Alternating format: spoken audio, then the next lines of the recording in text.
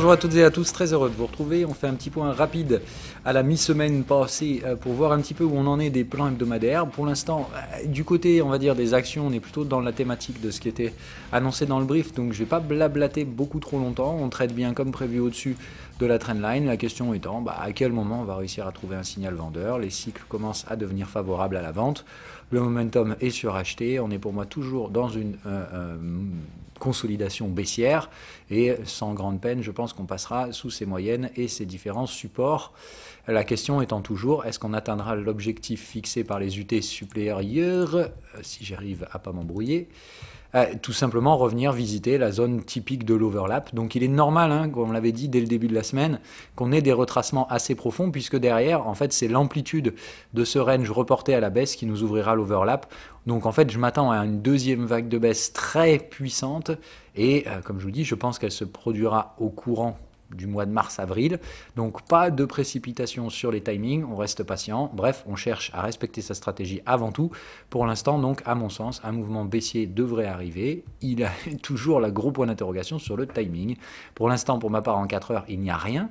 C'est bien ici que ça devrait se produire, puisque normalement, on est supposé échouer sur le canal de tendance sans faire de nouveau plus haut. Donc, à mon avis, on est clairement là sur la zone où ce matin, ça devrait taper. Et évidemment, quand on regarde en horaire, qu'est-ce qu'on obtient? La réponse à la question, c'est-à-dire squeeze. Voilà, il n'y a plus de volatilité, on tente d'accélérer à la hausse. Moi, il me semble clairement que c'est sur ces zones-là qu'il faut travailler à la vente. J'ai tenté ici, moi, la dernière fois, ça n'est pas passé hier. Ça me semblait évidemment un petit peu prématuré puisqu'on était sur le haut de la trendline, mais je l'ai quand même tenté. Donc ça a été stoppé à break-even. Ce matin, je vais recommencer à la moindre bougie baissière 4 heures. Plutôt, à mon avis, en début d'après-midi, j'envisage de faire ce genre de choses. On a la BCE aujourd'hui, si ma mémoire est bonne. Hop. Ok. Ah merde. Bon, donc ils sont pas dispo, mais bon, il me semble que c'est aujourd'hui la BCE. On a attention, le sentiment des particuliers pourrait se replier, c'est-à-dire les marchés remontent, ils se mettent à vendre. Maintenant, on voit bien qu'on n'est absolument pas dans les dynamiques passées, c'est-à-dire on passait clairement le plus clair de leur temps à à vendre plus le marché, c'est-à-dire on voyait bien cette trendline vendeuse, et il y avait donc quelques petits pics acheteurs qui venaient émerger, mais restaient jamais bien longtemps. Là, j'ai bien l'impression que la dynamique est inversée et qu'on va effectivement coller à la partie vendeuse avant donc de finir sur une exacerbation extrêmement acheteuse des particuliers, tout simplement, comme j'ai dit, la grosse phase de baisse où, à mon avis, on reportera l'amplitude du range qu'on est en train de constituer et pour faire donc une forme de double top qui rejette et qui reporte son amplitude au sud vers la zone d'overlap. Donc, je ne change pas les plans sur le S&P 500, toujours en recherche de vente. Pour ma part, maintenant, comme d'hab, je suis toujours assez stupéfait de voir la manière avec laquelle on fait ce genre de truc. Le VIX est bien évidemment toujours parfaitement sur la zone de travail. Donc moi, c'est pour ça que je me suis positionné l'autre jour sur le support du VIX. Maintenant, on tente de glisser un peu dessous, ce qui était assez normal. Maintenant, je pense qu'un nouveau retour à la zone des 30 est à prévoir dans les prochains jours. Mais je pense que ce niveau tiendra encore une fois. Donc attention à ne pas être non plus trop bear pour l'instant. Mais je vise donc des rebonds du VIX de 22 jusqu'à la zone des 30. Pour récupérer une nouvelle petite tranche de bénéfices. Allez, maintenant, toutes les questions sont tournées vers là, mais d'abord un petit tour au WTI. Donc WTI, on voit bien que là, ça passe pas, on est au-dessus de la résistance. Et là, on est probablement quand même, je l'espère, sur un candidat où ça devrait quand même avoir un peu de reverse, parce que je vous laisse quand même apprécier le truc. Donc là, c'est du grand n'importe quoi. Alors, ils sont bien venus casser la résistance des 66,50. Maintenant, clairement, à mon sens, il n'y a plus de jus. La question, c'est où est-ce qu'on va retrouver des supports? Pour moi, premier support, 52, on est à 65. C'est juste pour vous dire, le trou béant qu'il y a sous les pieds, c'est 20% de conso pour retrouver un support sur le WTI. Bon, voilà. C'est à la hauteur du rallye aussi. Après, c'est tout à fait normal. Mais la question étant toujours celle du rythme. Donc moi, j'attends d'avoir des signaux confirmés. Là, on est donc en surachat au niveau des résistances. Il y a tout à penser, évidemment, que des replis vont se mettre en place. Quid du timing et de la structure de ces vagues? Est-ce que du fait d'avoir imprimé des tendances complètement folles furieuses, on va se prendre des grosses ramassées baissières qui vont catalyser des replis sur les indices, ou tout simplement est-ce qu'on se la fait façon indice, on se replie tout doucement, des allers-retours comme on a dit, assez significatifs, jusqu'à ce que boum, on enfonce le gros support pour une phase un peu finale et un peu épidermique. Bon, pour moi le WTI c'est vraiment minimum 52 et je ne l'achèterai pas de toute façon pour ma part avant ces zones-là. Allez, peut-être on verra une zone technique vers la moyenne, mais normalement on est supposé quand même revenir chercher les zones de support. Sinon, c'est vraiment qu'on va targeter des trucs beaucoup plus rapides qui sont, à mon sens, pas du tout dans l'horizon d'investissement actuel, puisque là, si on devait vraiment faire de la tendance haussière, hein, dans ce cas-là, l'objectif, c'est 9200. Mais comme je vous l'ai dit, hein, 9200, pour moi, c'est des niveaux de crack boursier derrière. Donc, peut-être que je me trompe et qu'on est peut-être à l'aube d'un crack en 2021.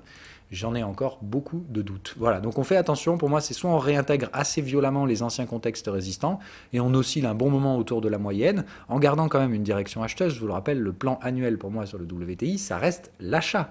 Donc c'est plus de dire les ventes, c'était pour financer des achats. Et là, clairement, pour l'instant, je risque à peu près autant, voire même plus que ce que j'espère gagner. Donc je serre les fesses, mais franchement, c'est pas une belle opération pour l'instant, la vente du WTI. Ce début d'année, maintenant, c'était réservé aux expérimentés, tout ça, tout ça. Bon. Je pense qu'on cherche à se faire un peu des sensations fortes, mais à mon avis, hein, toujours pareil pour moi, des retours vers ces zones-là. Étant donné qu'on a fait des excès haussiers, je pense quand même qu'on aura un peu de mal à aller chercher des niveaux aussi bas que ceux qui étaient annoncés dans les briefs. Hein. Je pense sérieusement qu'il ne faudra plus être vendeur à partir de 45 et évidemment être acheteur si on devait basculer sous les 38. Ça se reprend doucement sur l'XAUSD ainsi que sur le XAG. Donc j'aime bien, mais rappelez-vous, ça faisait partie de mon plan dans le sens où je voudrais acheter sous ce canal. Je m'attends donc à ce qu'on ait un rebond un peu fictif, une réattaque, hein, exactement le même scénario que pour les indices, une nouvelle rephase de baisse dans laquelle je pense que cette fois on aura derrière tout ce qu'il faut. Donc attention avec or et argent, ça se reprend certes, c'est bien, et je ne vais pas lutter contre ça du tout, bien au contraire, on a quand même un gros exit ici. Maintenant, voilà, je reste quand même assez dubitatif et je m'attends à ce qu'il y ait un débordement soit possible. Ça veut surtout dire que si vous achetez, pensez à mettre des stops un peu plus larges. Voilà. Mais clairement ici, sinon, hein, je ne vais pas vous mentir, on est bien dans une tendance sur 2 UT supérieures, hein, tendance mensuelle. Donc la question étant de dire, est-ce qu'ici on peut payer cette moyenne? Je pense qu'elle risque de glisser un peu en dessous, mais en théorie, on pourrait le faire. Hein. On a bien contexte acheteur moyenne ascendante dans un schéma de tendance. Normalement, ça, c'est une opportunité en suivi de cette tendance. Voilà, à condition évidemment de considérer qu'il y a une tendance haussière sur l'XAUUSD. Moi, il me semble que c'est le cas. En tout cas, il en reste peut-être un petit chouïa à faire au-dessus des 2075. Un petit excès de plus, hein, et après terminé. Enfin, terminé, et après on verra. Allez, Bitcoin, parce que je sais que c'est ça que vous voulez. Alors, en 4 heures, on vient chercher comme prévu l'extension. Maintenant, à mon sens, le Fibo 76 et le cluster pour vendre, il était là. Hein. Donc normalement, je vous rappelle, dans un range, on n'est pas supposé tenir les clôtures au-dessus des contextes. Là, on en tient plusieurs et on clôture même l'UT ici. Alors, attendez, je vais vous mettre en horaire, ça sera peut-être plus visible.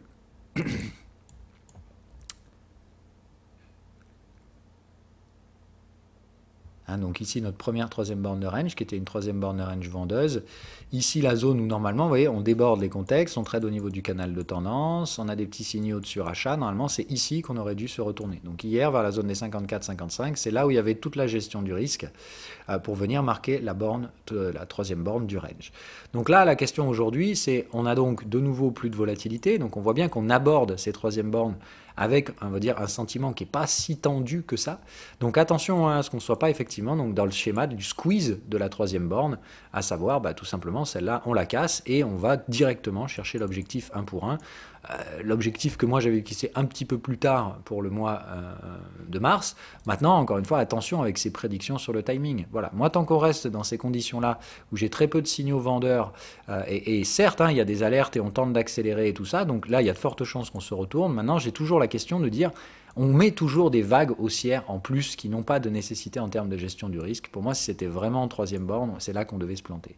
Donc on envoie toujours des messages assez acheteurs, ce qui fait que pour ma part, je vais élargir un petit peu ma zone à recherche d'achat à partir de 48, au lieu de simplement rechercher, comme on l'avait vu un peu plus agressivement, entre 47 et 45.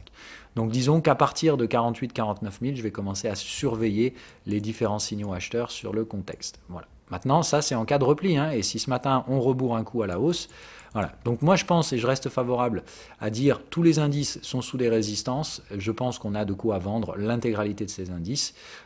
Il reste haussier, hein, mais il y a un moment donné où il faut encaisser les bénéfices. Les bénéfices, ce sont des ventes. Donc moi, je parierais plutôt sur la baisse des prix à venir, une petite détérioration de la valeur. Et je m'attends à voir Bitcoin suivre dans ce schéma. Voilà un peu la thématique. Quid des altcoins? C'est toujours le même problème. La dominance, elle est, comme prévu, bloquée sur le support. Je vous laisse apprécier la beauté du travail de dominance.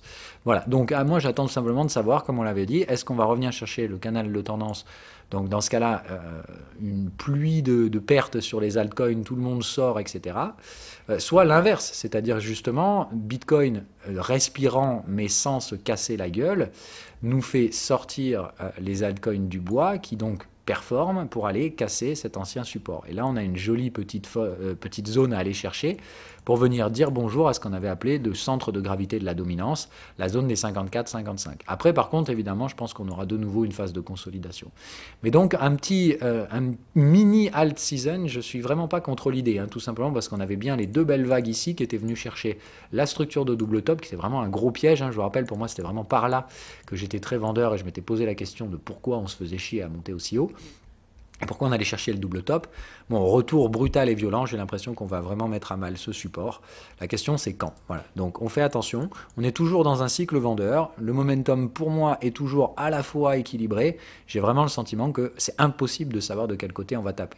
Mais je sais clairement que, comme on vient d'un mouvement vendeur, je favoriserai très légèrement l'extension de ce mouvement au niveau du canal de tendance ici. Donc, viser un retour de dominance au niveau de ce canal, une petite cassure du niveau de bottom ici, pré-cassure, et je ne pense pas qu'on puisse tenir bien longtemps sous la zone des 57-58 en termes de dominance. Bref, ici on peut y mettre des mèches, mais à ce moment-là, donc, si vous avez des achats d'altcoin, n'oubliez pas de récupérer ces gains. Voilà un petit peu tout ce que j'avais à vous dire. Donc on surveille Bitcoin sur la zone actuelle, attention aux signaux techniques à court terme, c'est pas inquiétant du tout pour ceux qui sont à l'achat. Ça montre surtout que, pour moi, il y a un peu de volume, donc on va surveiller ce volume, mais ça reste extrêmement négligeable. Si vous regardez dans la structure, en soi, moi je regarde les pics de volume. Donc là, c'est le pic de volume qui marque l'entrée dans la structure de consolidation dans laquelle on était, et vous voyez que depuis, tous les pics de volume sont inférieurs. On ne fait que contraindre le volume à rester de façon très mesurée.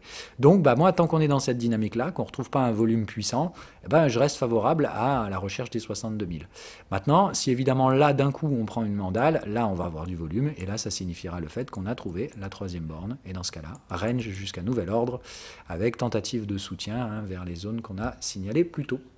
Voilà, donc moi j'ai pas la réponse, tout simplement à ce stade-là, j'observe. Ce que j'observe, c'est que malgré les éléments techniques que j'ai en face de moi, ça reste pas si mal orienté, parce que pour un signal de reverse, squeezer les prix, c'est pas vraiment fantastique, voilà. Et puis autant vous dire qu'en 4 heures, il n'y a absolument aucune alerte non plus à ce niveau-là. Donc voilà, moi tant que le volume reste en contraction, tant qu'il n'y a pas de signaux d'alerte, voilà, on fait attention. Alors, on a quand même des signaux bears sur le canal de tendance, ce qui pourrait, à mon avis, nous repousser au moins jusqu'au contexte et quand même mettre en risque éventuellement la rupture de ce dernier. Maintenant, il y a quand même, à mon sens, de fortes chances qu'ici, on ait ce genre de structure. Voilà. Et donc, du coup, derrière, on puisse pousser un petit peu plus que les 62 000 éventuellement, puisqu'on visera toujours le débordement de ce niveau-là. Donc, attention, si...